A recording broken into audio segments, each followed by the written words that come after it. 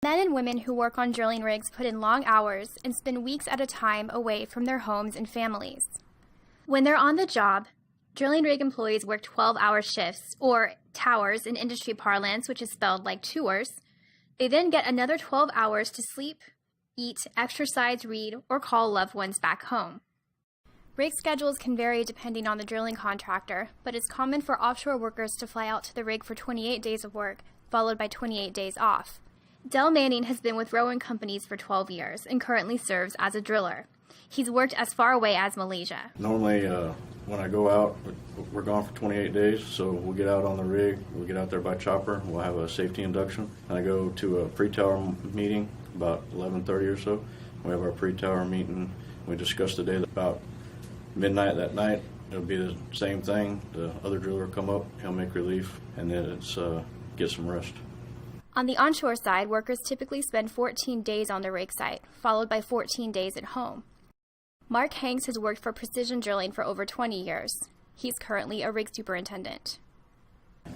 Well, currently I'm working 14 and 14, so it's a pretty good schedule. I really like it because you can find that balance between work and personal. So it's not for everyone, but it works for me and a lot of others. Safety is a paramount concern. Each individual on a rig plays a critical role in ensuring the rig operates safely. While the drilling industry has always been dedicated to ensuring personnel are safe, the industry's safety record and focus has only improved over time, according to James Howard, an offshore installation manager for Rowan Companies. As an offshore installation manager, first of all, my responsibility is for every man and woman that comes on the rig, their safety first of all, and then also I oversee operations. The work has changed over the years. There's a lot more safety than there was, and it's a continual progression to more and more safety. I've seen just so much safety culture that has been incorporated into the industry now. While offshore rigs and onshore crew housing may not resemble a cruise ship or a five-star resort, they are equipped with amenities from cafeterias, where employees say the food is surprisingly good, to exercise facilities and pool tables. It's a 24-hour city. It's its own little community and everything. It can be a challenge for men and women working on a rig to be separated from their families for weeks at a time, but modern technology has made it easier for them to stay connected with loved ones back home. Now, with Skype and all these things to where you can actually see your family, you can see your loved ones. I mean, you get to keep up with exactly what's going on at the house. 20 years ago, not even that, 15 years ago, maybe a call once or twice a week. So it's improved so much to be able to keep up with your family and be able to keep up with friends, Facebook, FaceTime, with all the things that they have nowadays. I get up at like 8 o'clock in the morning. That way I could go on my walk, and then 9 o'clock at night there, 6 o'clock at 9 o'clock in the morning there, 6 o'clock at night here. So then I would call my kids and my wife and everything and check on them and see how everybody was doing. Though being away from loved ones can be difficult, it's not uncommon for people working side by side on a rig to develop close bonds and lifelong friendships. A lot of the guys that I've worked with through the years are people that I knew, and a lot of them are still friends today that we know their families, I know their kids, and it's kind of grew up together in the oil field. Your first day on the rig, everybody's a stranger.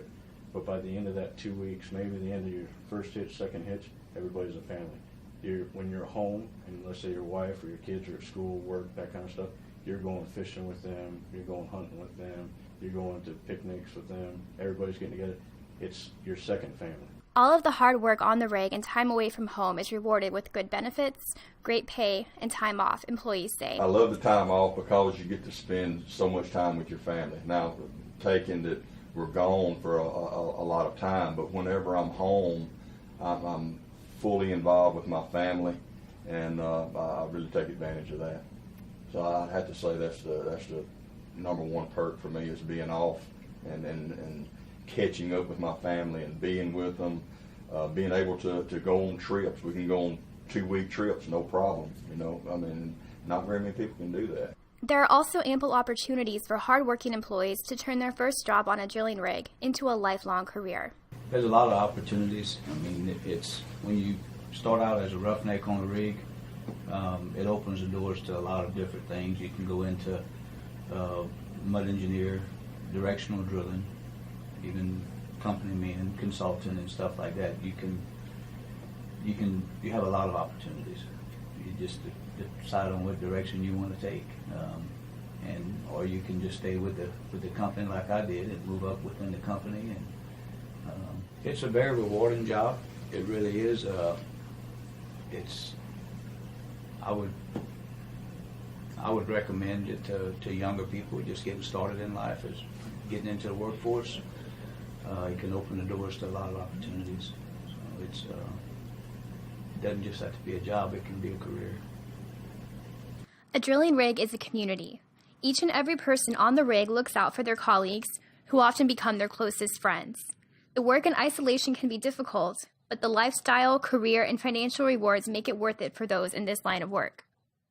I'm very satisfied with this industry, with the career that I've chosen, and it's been good to me. It's been good to my family. And if I had it to do all over again, I'd still do the same thing.